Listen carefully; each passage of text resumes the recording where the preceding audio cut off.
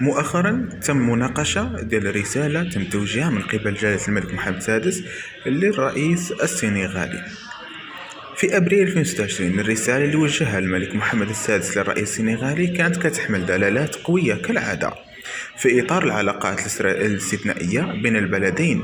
هذه الرسائل غالبا كتركز على النقاط التالية: تجديد التهنئة والدعم المتواصل، بما أن السنغال كانت في مرحلة سياسية جديدة بعد انتخابات 2024 وتثبيت دعائم الحكم الجديد. الرسالة أكدت على استمرارية الدعم المغربي لمسار الديمقراطية والتنمية في السنغال، واعتبار السنغال الحليف الأول والموثوق في منطقة غرب إفريقيا.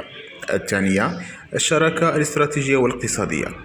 الرسالة ركزت على تفعيل المشاريع المشتركة وأبرزها أنبوب الغاز نيجيريا المغرب لكي يمر عبر السنغال، والملك أكد على أهمية التنسيق لضمان أمن الطاقي للمنطقة، التعاون الفلاحي والأمن الغذائي، تبادل الخبرات في مجال الأسمدة والري.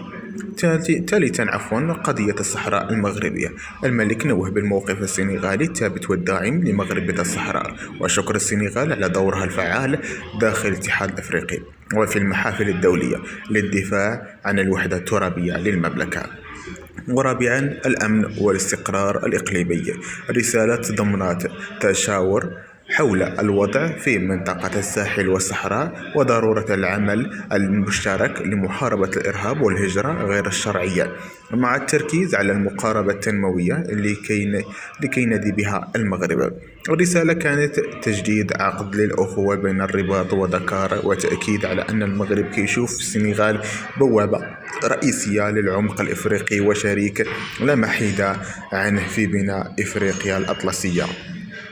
بالنسبة لطي الصفحة ديال الخلاف الكروي أو التوترات اللي كانت بين الجماهير، خصوصا بعد بعض المنافسات القارية القوية أو الحساسة الرياضية اللي كتوقع في الملاعب، فالرسالة الملكية والتحركات الدبلوماسية في أبريل 2026 ركزت على أن الروح الرياضية هي انعكاس لعمق العلاقات التاريخية. إليكم كيف تم تناول هذا الجانب لتهدئة الأجواء؟ أول حاجة، التأكيد على وحدة المصير الرياضي. المغرب والسنغال كيمثلوا اليوم القوة الكروية في إفريقيا. الرسالة الملكية لمحت إلى أن التنافس الرياضي هو علامة صحية على تطور الكرة الإفريقية، وما لازمش يخرج على الإطار الأخوي. المغرب بصفته مستضيف كان 2025 ومقبل على تنظيم مونديال 2030 كيشوف في السنغال شريك أساسي في إنجاح هذه التظاهرات. ثانيا، تجاوز حرب السوشيال ميديا. كانت هناك إشارات واضحة لرفض الفتنة الرقمية. الخطاب الرسمي بين البلدين ركز على تكريم الرموز، بحال كيف ما المغرب كيكرم أساطير الكرة السنغالية والسنغال كتحتفي بالكرة المغربية.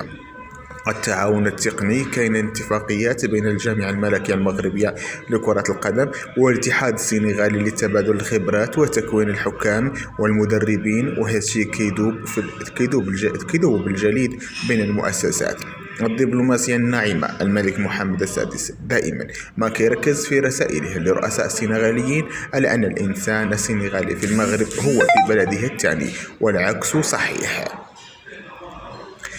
هذا الخطاب كيمرر رسالة للجماهير بأن الماتش ديال الكرة ما يمكنش يأثر على علاقة عندها قرون من التاريخ والدين والمصالح المشتركة.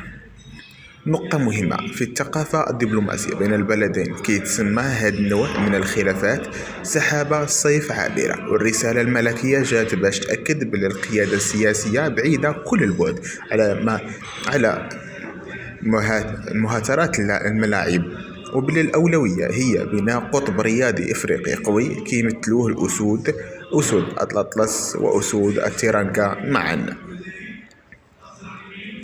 إليكم أيضا كيف تم إخراج الجزائر من هذه المعادلة وضمان عدم تأثيرها على العلاقات بين المغرب والسنغال.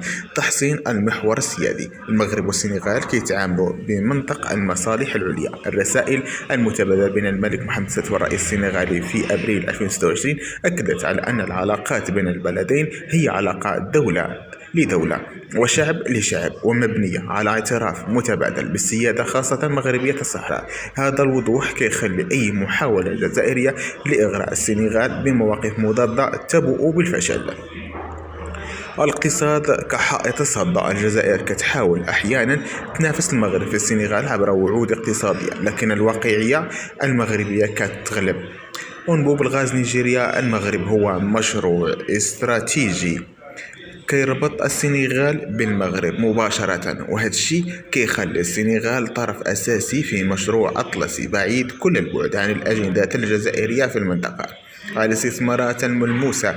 الأبناك المغربية، شركات تأمين والاتصالات في السنغال كتربط مصالح المواطن السنغالي بالمغرب، ماشي بوعود سياسية عابرة. إفشال البروباغندا الإعلامية بخصوص التوتر الكروي. كانت هناك محاولات من منصات إعلامية محسوبة على الجزائر لتضخيم الخلافات بين الجمهور أسود الأطلس وأسود التيرانغا. الرد كان عبر التواصل المباشر. القنوات الرسمية بين الجامعة الملكية والاتحاد السنغالي سدات الباب أمام التأويلات. اللقاءات الثنائية. عقد لقاءات ودية وتكريمات متبادلة ما بين أن الخلافات مجرد حماس رياضي ماشي أزمة سياسية يقدر الغير يستغلها. عزل ملف الصحراء عن التنافس الرياضي. الجزائر كتحاول دائما تربط أي توتر مع المغرب بموقف الدولة من قضية الصحراء، لكن السنغال كانت حاسمة. الدعم للوحدة الترابية للمغرب غير قابل للمساومة، وهذا قطع الطريق على أي محاولة جزائرية لتوظيف النرفزة الكروية في ملف سياسي حساس. وصلنا معكم للنهاية. الخلاصة: المغرب نجح في تحييد التدخل الجزائري من خلال جمع المعطيات والعلاقات مع السنغال.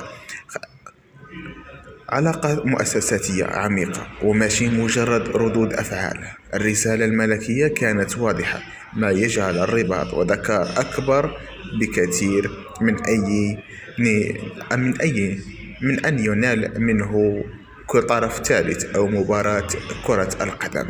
يعني بمصطلح العبارة أن المؤسسات الكروية في كلا البلدين عارفين شنو كتطبخ ليهم، وعارفين أن الجزائر أو التدخلات الجزائرية ملي كتبغي تضغط على شي موضوع يعني كتأثر سلبا. لهذا سواء السنغال أو المغرب ما خلوش الباب مفتوح امام التأويلات ديال الجزائريين، وانهم سدوا عليهم الباب وقالوا لهم تشوفوا نتوما ابقاو غير هنا بلا ما تدخلوا. يعني رغم ان المحاولات ديال الاعلام الجزائري انه يضخم هذا الموضوع وانه يبين انها كاين واحد ازمه كبيره بين الدولتين، الا ان الدولتين ما كانوش مسوقين لهذاك التضخيم الاعلامي، وانهم يعني كانوا كيخدموا خدمه نقيه بيناتهم وما خلاوش يعني البصبع منين غيدوز حتى انه يخشي راسو وسط هذا الثنائي. نتلاقاو ان شاء الله في فيديو اخر جديد ومطات جديده ان شاء الله.